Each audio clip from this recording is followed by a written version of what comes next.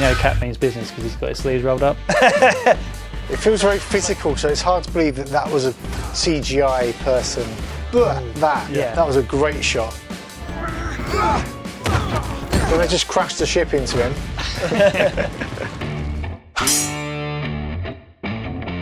Hi guys, and welcome to another episode of ScreenRant Stuntmen React. We've got a great show for you today. We're joined again by Matt. Hello. We really wanted to take a look at Infinity War because there's tons of action, tons of stunts, and a lot of people associate some of these scenes with lots of visual effects, but there's some still really cool choreographed fights and stunts. So we wanted to take a closer look. Hands off.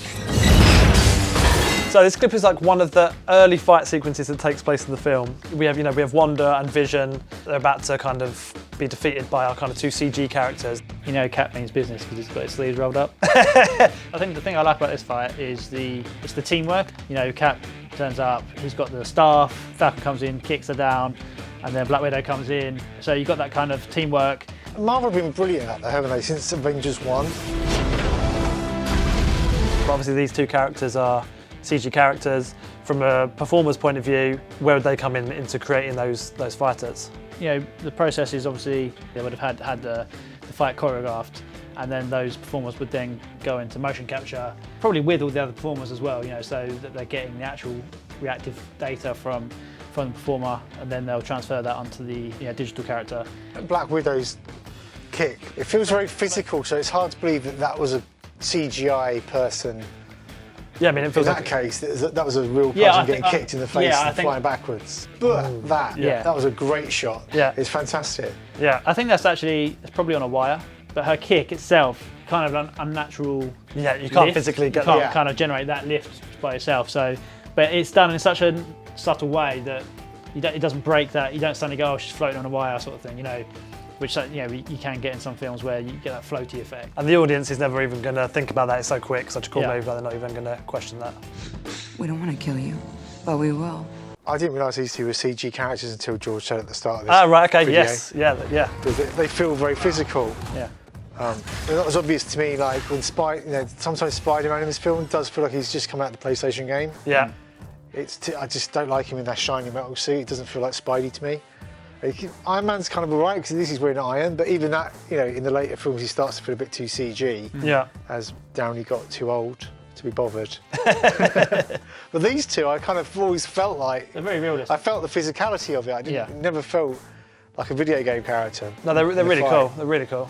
And I think maybe that's also because their characters are kind of like the CG is more in their faces rather than their physical bodies because they're kind of covered, if you know what I mean. Yeah, but they do move so realistically. Yeah, I really love a good knee slide in a fight. Yeah. And then also, last couple of points of this fight where they kind of cut above the action and it just gives a different perspective of the staff twirling and all that kind of stuff. Especially you've got long weapons, the top shot just really accentuates that movement. And that's kind of what I love about these films as well, is they understand movement and they understand action in terms of, from a shooting perspective, how to accentuate those movements. The movement of the camera becomes part of the fight, if you know what I mean. Magic! More magic! Magic with a kick!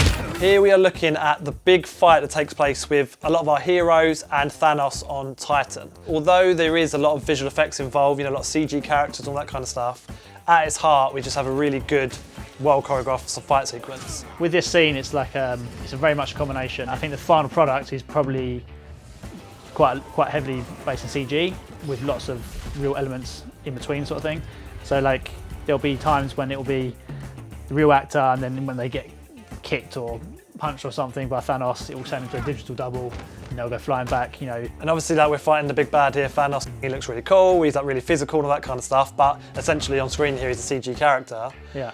But they would be using a digi double, right? So essentially it would be someone in a mocap suit, but then they also would have had a double kind of doing some of the more, the more physical stuff like the fight moves, so that Thanos moves in a kind of realistic fighting, has his own fighting style, moves in a realistic way. I think there was a time in the industry when CGI started to come around and they were starting to introduce digital doubles, and there was kind of like, I think there was a lot of fear in the stunt industry that we were going to be replaced by computer generated characters and they wouldn't need us anymore. But I think it's actually kind of gone the other way. Like one can't really exist without the other. So you need the real physical performances of the stunt people to then inform the CG digital doubles and stuff. You know, how they move, how people move. You know, obviously there's no offense to visual effects artists. You know, when they're sat behind a computer animating, you know, to have the physicality and then transferring that onto the digital character to bring that character to life. You know, it's interesting. There's been a lot of talk recently about what's this deep fake face swapping, like that guy who can swap his face with Tom Cruise and make TikToks or whatever. Those two worlds are definitely meeting a lot more now, I think. You've got physical storytelling with your body, like a stunty does. Yeah. And you've got emotional storytelling with the face, like the actor does. Yes, and the visual effects as well. Yeah, it all comes together to create this product, which I think, you know, you look at this, it's an amazing fight. Yeah. Just like a straight up choreography point of view, George, like we're coming from like having to have all these characters, all these powers, and like the flying, all that kind of stuff. That must take quite a while to think about and put together. It will be like a mix between obviously the director, the scriptwriter, the stunt coordinator, the visual effects supervisor. You know, all the departments kind of really have to come together to make all this stuff work. It must have taken so long to make that scene. Yeah, 100%. I mean, Sam Hargraves, the coordinator on this film, went on to direct Extraction.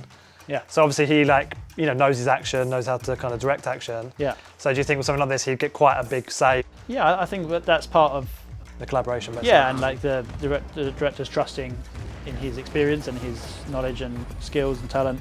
You know what makes it fun as well is Thanos doesn't actually move. Yeah, kind of stays on the spot the entire time. It's like his feet are stuck to that spot. Then they just crash the ship into him. As a fight and story terms, the stakes are so high. You know, they're literally fighting for the universe, basically. For half the universe. You know, so you really feel that in the choreography and the fight. You know, it's just like constant.